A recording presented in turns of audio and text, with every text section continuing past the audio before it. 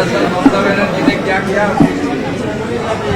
मैं स्मिता पांडे की कमिश्नर को मैं बता दूंगा, आप लोग जो रहने के अरेंजमेंट कर देगा। আজ মুখ্যমন্ত্রীও দুটো জিনিস প্রমাণ করেছেন। এক, মমতা বন্দ্যোপাধ্যায়ের চাপে তারা চলছেন, কাজ করছেন মমতা বন্দ্যোপাধ্যায়ের চাপ খেয়ে। দুই, অগ্নিমিত্রা পাল ঠিক কাজ করেন। পার্ক স্ট্রিটের ফুটপাতে এক হত দরিদ্র মহিলার শিশুর জন্য দুধ গরম কাণ্ড নিয়ে কার্যত রাজ্য জুড়ে শোরগোল পড়ে গিয়েছিল। কলকাতায় কেন, কলকাতায় বাড়িতে নেই কেন, ফুটপাতে রান্না করছেন কেন? রান্না করছেন বাচ্চা কেন এখানে দুধ গরম করবে? ফুটপাতের মধ্যে বাচ্চা দুধ গরম হবে কি? মজা পেয়েছে নাকি? স্টোভ জ্বালিয়ে এখানে বাচ্চা দুধ গরম হবে পার্ক স্ট্রিটে? একদিকে উঠছিল আইনের প্রশ্ন যে ফুটপাত জবরদখল করে স্টোভ জ্বালিয়ে আগুন জ্বালিয়ে দুধ কি গরম করা যায়। অন্যদিকে প্রশ্ন উঠছিল নগর সভ্যতার উন্নয়ন কি মানবিকতাকে বাদ রেখে করা যায়। আগে মানবিক হওয়ার চেষ্টা করুন, তারপরে দানবিক হবেন। দানবিকতার কোনো ক্ষমা নেই। কি করেছেন আপনারা? একটা ছোট্ট দুধের শিশু, তার মা গরিব হতে পারে, গরিব হওয়া কারো অপরাধ নয়। দরিদ্র হয়ে কেউ জন্মায় না। দরিদ্র হয়ে জন্মালেও তাকে অনেক খাটতে হয়, অনেক পরিশ্রম করতে হয়। দরিদ্রতার থেকে মানবিকতা অনেক বড়।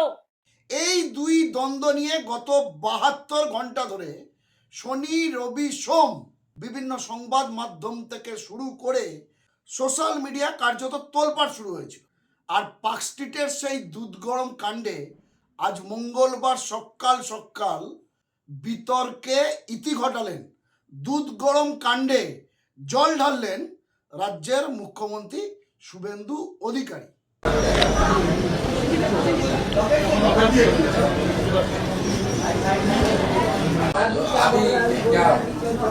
ममता का पास अच्छा, ममता अपना घर में आपको रख दीजिएगा।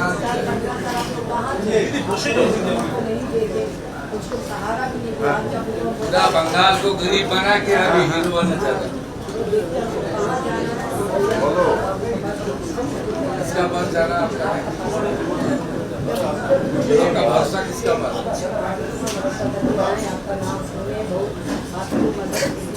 इंदौर कुछ नहीं होगा।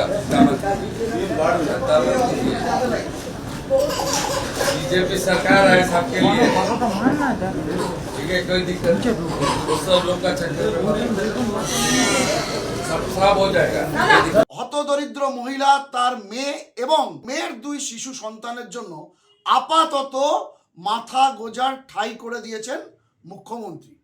কিন্তু তারপরেও কি বিতর্ক থামছে? মুখ্যমন্ত্রী তো সংবাদ মাধ্যমের মুখোমুখিও সাফ জানিয়ে দিলেন গত 50 বছর ধরে ওই হতদরিদ্র মহিলা পার্ক স্ট্রিটের ফুটপাতে রয়েছে, রোজ ঝড় জল উপেক্ষা করে। আগের দুই সরকার সিপিএম এবং তৃণমূল তারা কিচ্ছু করেনি। ফলে সিপিএম বা তৃণমূল যাই বলুক না কেন তাদের চক্করে যেন এইসব ফুটপাতবাসীরা না পড়ে।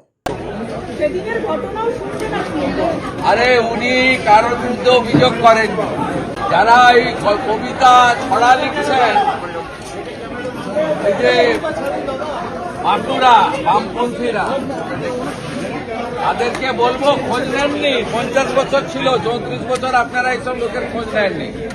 15 বছর মমতা দেখলেন তো, সীতা দেবী এসে এখানে বলছেন ভরসা মুখ্যমন্ত্রীকে করি, বিজেপিকে করি, মমতার চক্করে নেই। আর মুখ্যমন্ত্রীর এই বক্তব্যের পর নতুন করে বিতর্ক উস্কে দিলেন তৃণমূল বিধায়ক তথা তৃণমূলের মুখপাত্র কুণাল ঘোষ। আমাদের নেত্রী মমতা বন্দ্যোপাধ্যায় সোমবার পরিষ্কার বলে দেন যে তিনি এবং তার দলের কর্মীরা এই দায়িত্ব নিতে প্রস্তুত। এর জন্য কিছু সরকারি ব্যবস্থা আছে। মমতা বন্দ্যোপাধ্যায় নিজেও সেই সমস্ত ব্যবস্থাগুলো করে গেছিলেন। একটা গরিবতম পরিবার ফুটপাতে মহিলা, তার মেয়ে এবং তার বাচ্চা, তাদের এই পুলিশ দিয়ে উচ্ছেদ করার হুমকি। মমতা বন্দ্যোপাধ্যায় বলেন তিনি দায়িত্ব নেবেন। যেই মুহূর্তে মমতা বন্দ্যোপাধ্যায় দায়িত্ব নেবেন বলেন, তাদেরকে তুলে এনে মুখ্যমন্ত্রীর জনতার দরবারে নিয়ে গিয়ে এখন বলা হচ্ছে তারা সব ব্যবস্থা করবেন। প্রথম দিন বলেননি কেন? অগ্নিমিত্রা পাল যেদিন গেছেন সেদিন তো সবাই খবরটা দেখেছেন, মানুষ এই অ্যাটিটিউডের সমালোচনা করেছেন, এক পক্ষ সরকার পক্ষ তো বিরক্ত দেখাচ্ছিলেন, পুলিশকে বলছেন এসব আমাদের করতে হবে, কেন কেন করেননি, সরান। তো সেদিন তো মুখ্যমন্ত্রী বললেন না আমি দায়িত্ব নিচ্ছি বা আমরা সরকার দায়িত্ব নিচ্ছে। রবিবার যখন আমরা গেলাম স্পটে, ওনাদের লাফালাফি শুরু হয়ে গেল। আর প্রাক্তন মুখ্যমন্ত্রী মমতা দি যখন দায়িত্ব নেওয়ার কথা বললেন, সোমবার, তারপর মঙ্গলবার তাদের পুলিশ দিয়ে তুলে এনে এখনকার মুখ্যমন্ত্রী বলছেন আমরা এই করব সেই করব তাই করব। মমতা দি বলার পর ঘুম ভাঙলো, যা করছেন অমানবিক মুখ দেখাচ্ছেন সরকারের। আর মমতা বন্দ্যোপাধ্যায় সেখানে মানবিক মুখ দেখাবার পর মমতা বন্দ্যোপাধ্যায়ের কাছ থেকে শিক্ষা নিয়ে মমতা বন্দ্যোপাধ্যায় যখন বলছেন আমরা দায়িত্ব নিচ্ছি, আমি দায়িত্ব নিচ্ছি, তখন আপনাকে বলতে হচ্ছে। তার মানে শনিবার উচ্ছেদের হুমকি হয়ে গেল, মুখ্যমন্ত্রী নীরব, নড়ে বসা, জাস্টিফাই করা, কিন্তু দায়িত্ব নেওয়ার বেলায় নেই। রবিবার, সোমবার যখন মমতা বন্দ্যোপাধ্যায় বলছেন আমি দায়িত্ব নিচ্ছি, মানবিক মুখ দেখিয়েছেন মমতা বন্দ্যোপাধ্যায়, ক্ষমতায় থাকলেও দেখিয়েছেন, ক্ষমতায় না থাকলেও দেখিয়েছেন। তারপর মনে হলো মমতা বন্দ্যোপাধ্যায় যদি দায়িত্ব নিয়ে নেন তাহলে তো মুখ দেখাতে পারবে না সরকার, তাই আজকে তড়িঘড়ি করে তুলে এনে তাদের ব্যবস্থা হোক, আমরাও চাই, ফুটপাত সাফ হোক, আমরাও চাই। আমরা অমানবিক ঘোষণা, দমন পীড়নের বিরুদ্ধে মা, বাচ্চা, অসহায় পরিবার বিবেচনা, এগুলো উচিত। আর সরকার দায়িত্ব নিচ্ছে তার জন্য পুলিশ দিয়ে আজকে তুলে নিয়ে গেছেন। শনিবার বিকেলে কেন ঘোষণা করেননি? অগ্নিমিত্রা পাল যখন ওখানে দাঁড়িয়ে ওইসব কথা বলছেন তারপর কেন ঘোষণা করেননি মুখ্যমন্ত্রী? কেন রোববার ঘোষণা করেননি? কেন সোমবার ঘোষণা করেননি যে বাচ্চাটার দায়িত্ব নি, পরিবারটার দায়িত্ব নি, মায়ের দায়িত্ব নি?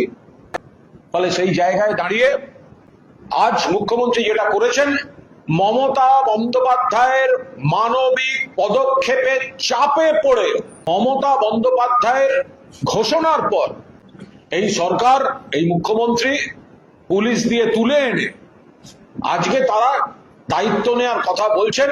বাংলার মানুষ, বিশ্বের মানুষ দেখে নিয়েছেন, বুঝে গেছেন। তার মানে একটা জিনিস প্রমাণিত হলো, অগ্নিমিত্রা পাল ভুল করেছিল, যে আমরা যখন অ্যাটিটিউডের সমালোচনা করেছি, আমরা কিন্তু ফুটপাত দখলের সমর্থন করছি না, তখন যারা বড় বড় কথা বলছিলেন, আজকে কিন্তু মুখ্যমন্ত্রী মমতা বন্দ্যোপাধ্যায়ের চাপে তার জনতার দরবারে ওই মহিলাকে তুলিয়ে এনে, পরিবারকে তুলিয়ে এনে যেটা করলেন, তাতে আজ মুখ্যমন্ত্রীও দুটো জিনিস প্রমাণ করেছেন। এক, মমতা বন্দ্যোপাধ্যায়ের চাপে তারা চলছেন, কাজ করছেন মমতা বন্দ্যোপাধ্যায়ের চাপ খেয়ে। দুই, অগ্নিমিত্রা পাল ঠিক কাজ করেন।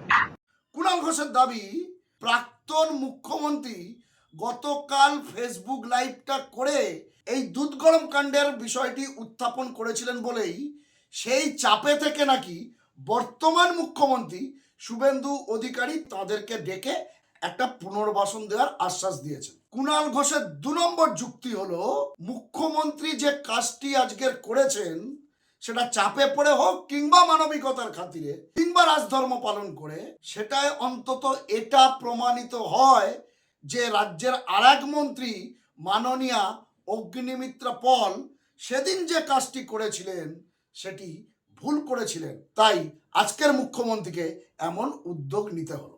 দর্শক বন্ধুরা, তর্ক থাকবে, বিতর্ক থাকবে, আর পশ্চিমবঙ্গের মাটি রাজনীতি তো থাকবেই, কিন্তু তার মাঝেও মুখ্যমন্ত্রীর এমন উদ্যোগ, সে যে কোনো কারণেই হোক, সে মানবিকতার খাতিরে হোক, সে চাপে পড়ে হোক, কিংবা অগ্নিমিত্রা পলের ভুলের জন্য ড্যামেজ কন্ট্রোলেই হোক, অন্তত যেটা কুণাল ঘোষ দাবি করছে, ফলে যে কারণেই হোক আলটিমেটলি কিন্তু জয়টা হলো মানবিকতারই।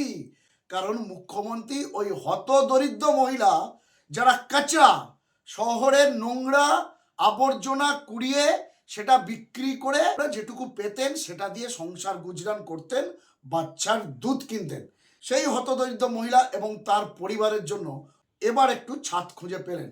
সেটা যদি রাজনীতির কারণে হয়, হোক না, অসুবিধা কোথায়? সেই রাজনীতি কুণাল ঘোষ করেই থাকুন, মমতা বন্দ্যোপাধ্যায় করে থাকুন, সিপিএম করে থাকুক, বা মুখ্যমন্ত্রী শুভেন্দু অধিকারী করে থাকুক, তারা তো রাজনীতির লোক, রাজনীতিই তো করবেন, কিন্তু তারপরেও আলটিমেটলি তো এই হতদরিদ্র পরিবার ও ওই শিশুগুলির মাথার উপরে একটি ছাদ মিলল, পেট ভরানোর জন্য একটু দুধ মিলল। এবং গত 72 ঘন্টায় প্রচুর বিতর্ক, প্রচুর সমালোচনার মধ্যেও আসলে মানবিকতার জয়ই হলো। দর্শক বন্ধুরা, এই প্রতিবেদন আমি এখানেই শেষ করব। এক্ষেত্রে আপনাদের মূল্যবান মন্তব্য কমেন্ট বক্সে লিখতে ভুলবেন না। আপনাদের গুরুত্বপূর্ণ মতামত ও পরামর্শ খবরওয়ালা সোমনাথ ইউটিউব চ্যানেলকে আরও সমৃদ্ধ করবে। ভালো থাকবেন, সুস্থ থাকবেন, সতর্ক থাকবেন। খবরওয়ালা সোমনাথ ইউটিউব চ্যানেলের সঙ্গে থাকবেন। নমস্কার।